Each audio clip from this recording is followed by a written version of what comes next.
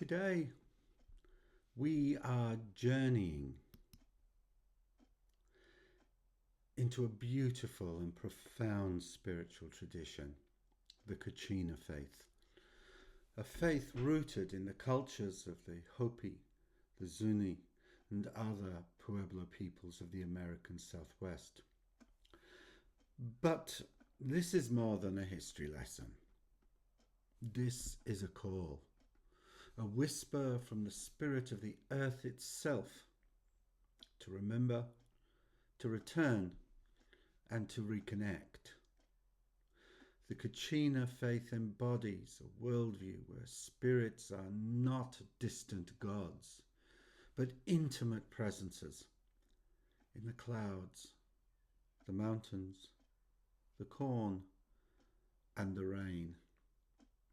In our modern age of climate crisis and spiritual disconnection, the Kachina tradition offers a vital and humbling wisdom. It is a tradition that I became intimately aware of through the spirituality of my First Nation friends, as well as those who live in relationship with our First Nation friends during my time in New Mexico when I was researching for my PhD, a wonderful vehicle to explore more spiritual themes whilst getting paid by the university. What I have here is a Hopi Kachina. This is Tiwa. The Pueblos would call it the Zia. It represents the sun, or the sun deity. And it is something I treasure, as it was gifted to me by someone very dear.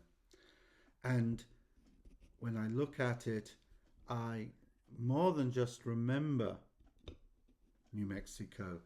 I remember the profound spiritual connection of the people that I encountered, lived with, and loved. The word Kachina or Katsina in Hopi, it has lots of meanings. It refers to spiritual beings, dancers, also carved dolls used for teaching. According to the Hopi, there are over 400 Kachinas, each representing natural elements, ancestral spirits, cosmic forces, and sacred functions. As one Hopi elder said, the Kachinas are the bringers of rain, the givers of life. They are the clouds that move over the desert, the voices of our ancestors. And these spirits are honoured through ritual dances, intricate ceremonies performed in village plazas, where mass dancers become the Kachinas, invoking their presence to bless the people. This is well documented in the book by Barton Wright, Kachinas, a Hopi Artist's Documentary, 1986. The Kachina faith is not a religion in the Western sense. It's a life way, a living relationship with the seen and unseen worlds. The Kachinas live on the San Francisco peaks. They live on the beautiful mountains of New Mexico and Arizona, and they descend to interact with the people from winter solstice to summer. Everything is alive and sacred in this worldview. The rain has a soul. The corn is a grandmother. Mountains are ancestors. This is the animistic core of the Kachina faith. And it is not some primitive, backwater, undeveloped spiritual tradition, but it is profound, and it has things to teach us. In the oral tradition amongst the Hopi, I was taught, we are the dry farmers, the people of the mesas. We wait for the clouds. We dance for the spirits. We listen to the earth. This worldview is a profound contrast to the materialism and individualism of modern life and, to a great extent, modern spirituality. It reminds us that spirituality is not an escape from the world, it's a return to it. As Elsie Clues Parsons wrote in her book, The Pueblo Indian Religion, in 1939, in the high desert, agriculture is not just survival, it's a sacred pact. The Kachinas are rain bringers, and their ceremonies are prayers in motion. When dancers perform, they're not acting, they are hosting the spirits. And each season brings a cycle of ritual. In Wuwuchim, this is initiation into the spiritual life. In Poamu, this is the planting and purification season. And in Niman, this is the homegoing of the Kachinas.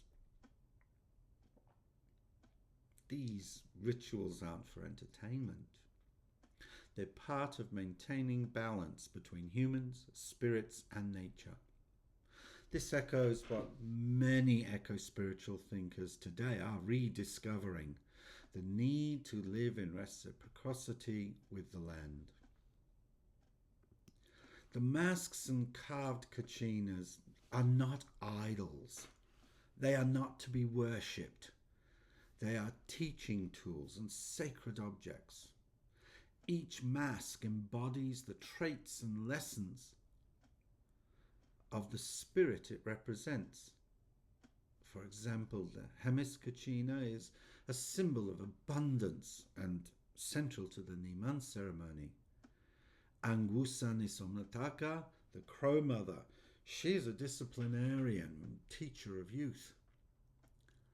And Eatoto is chief of all the Kachinas and serves as a sacred intermediary between the holy people above and we below.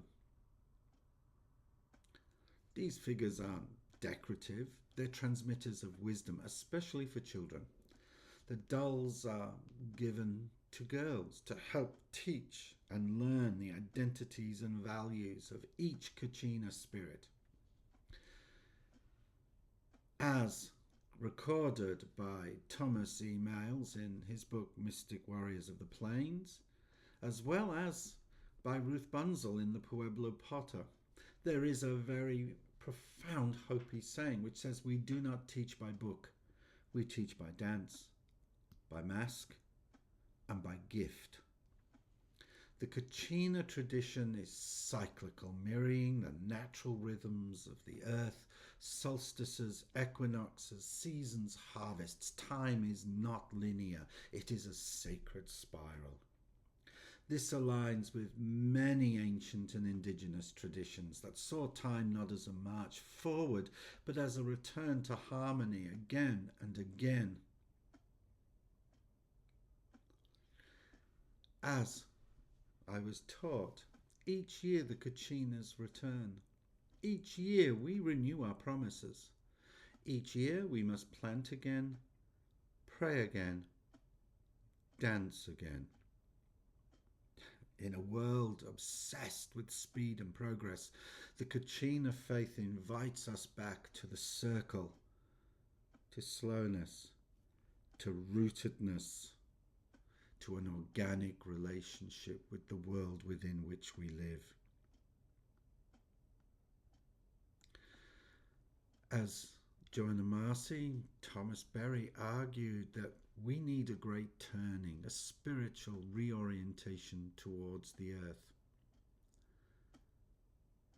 As Joanna Macy said, as many people seek meaning outside of conventional religion, they're drawn to traditions that honor nature, ritual, and community. In this, the Kachina faith is incredibly resonant. We can see echoes of this happening, the rise of animism and eco-spirituality, the use of seasonal rituals like solstice and equinox celebrations, and the recognition of land as sacred. As Thomas Berry wrote in The Dream of the Earth, even contemporary psychology recognizes this need. Carl Jung further noted, we have forgotten the age-old fact that God speaks chiefly through dreams and visions. And what are the Kachinas, if not the earth's dreams made visible? The Kachina tradition teaches us respect the earth as alive and that it is intelligent. Participate in cycles rather than dominate them. Do not engage in performative spirituality for your own entertainment. Resacralize daily life, planting, harvesting, weather, community. Make these sacred again. Honor our ancestors and the unseen spirits, and reclaim ritual as a way to align with the cosmos. You don't have to appropriate native traditions to learn from them. Instead, we can honor their example and reconnect to our own local landscapes and our own ancestral wisdom. We don't need to become Hopi to live like the earth matters. We need to become truly human again. And in this we are honoring the call and the wisdom of the sacred Hopi. Take a moment. Breathe. Feel your feet on the earth. Listen. What if the spirits of rain, corn, wind and cloud are still speaking? What if we've simply forgotten how to hear them? In remembering the Kachinas, we remember the sacredness of life itself. Let us move from separation to connection, from consumption to ceremony, from alienation to belonging.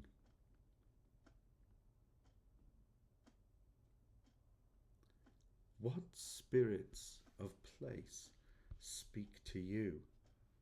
And more importantly, what will you say to them?